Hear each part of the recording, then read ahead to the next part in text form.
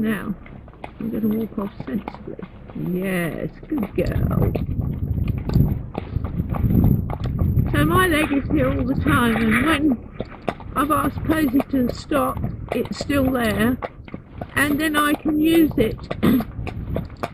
I can select the pressure, whether it's extremely light, just a tiny little press, or whether it's a bigger press, and I can communicate with her how I want her to move off, whether it's into a steady walk, whether it's to remain standing, whether it's to go from walk to trot or walk to canter, which we don't do yet, but we will do.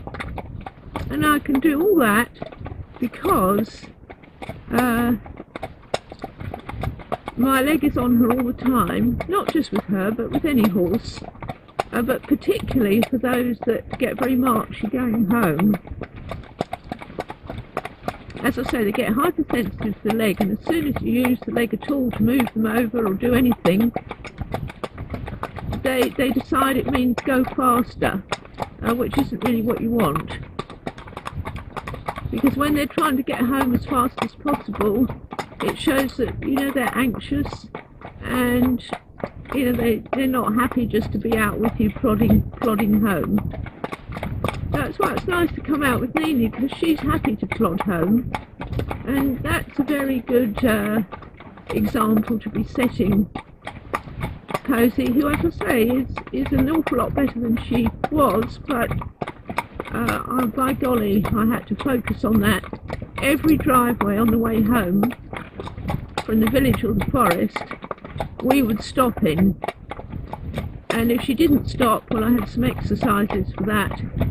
But yes, we had to stop in every drive, and so the more she thought it wasn't a good idea to stand for, you know, even just a few seconds, the longer it took to get home, because we'd keep repeating that exercise. So sometimes the ride took half an hour, but getting home took an hour and a half.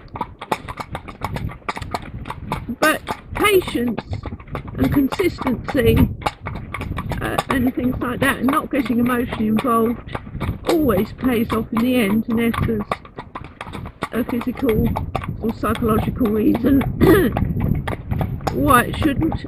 And it's certainly paying off dividends with her. Now, we're not stopping in this gap today. We're going to, in fact, have a little trot. Doberman isn't out today, isn't he?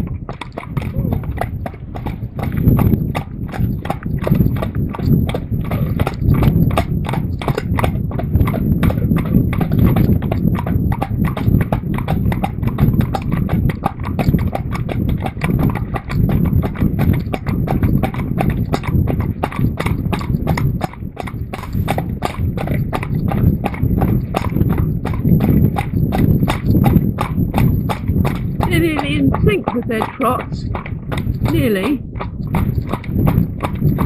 Their strides are well matched.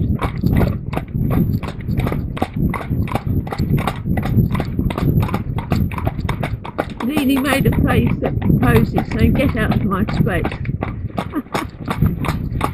Of course, her all-time favourite is Harold, because Harold reminds her so much of her good friend and sister Lily.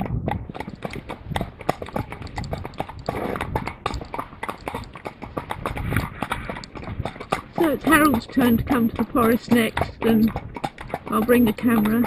Is it still working? Yeah, the battery hasn't given up yet. My goodness, we've done really well. Well, I might turn it off now, because I'll open it again when we go through the gates. We're getting closer to the bridle path with the two horrid gates. So I think probably the best thing to do, because Nini doesn't understand gates yet, is I'll stay riding and do the gates, and Amy can lead Nini down there so she doesn't get worried by gates.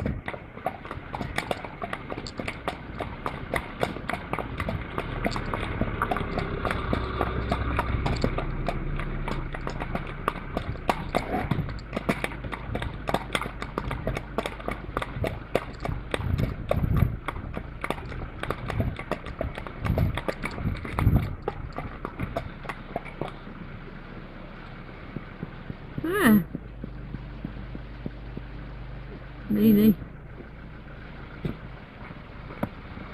Another part of the journey now. We'll go down first so you get the opportunity to do a gate.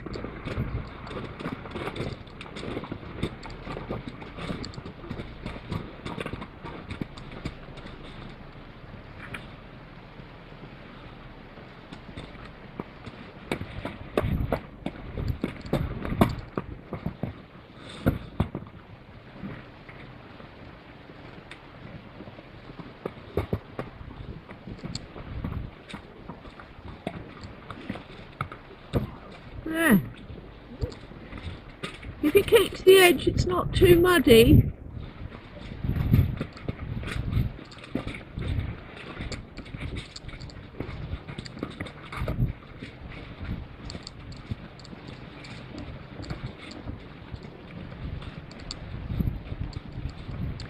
There.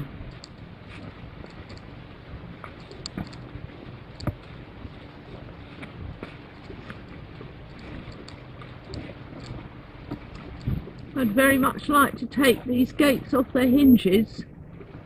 I was kind of hoping that somebody would.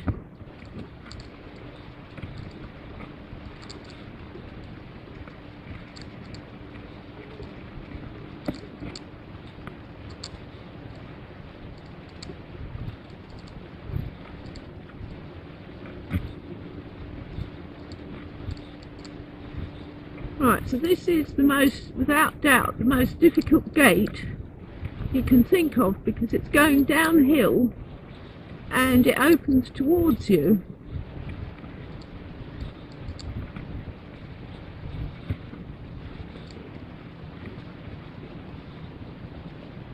So you sort of have to get the horse. Yeah, good girl. I don't know if I can reach from there. Yes, I can.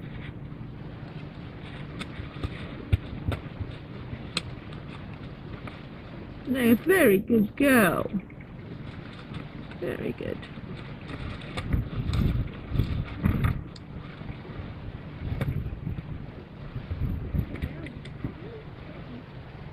Yeah, she thought it was going to hit her on the bottom.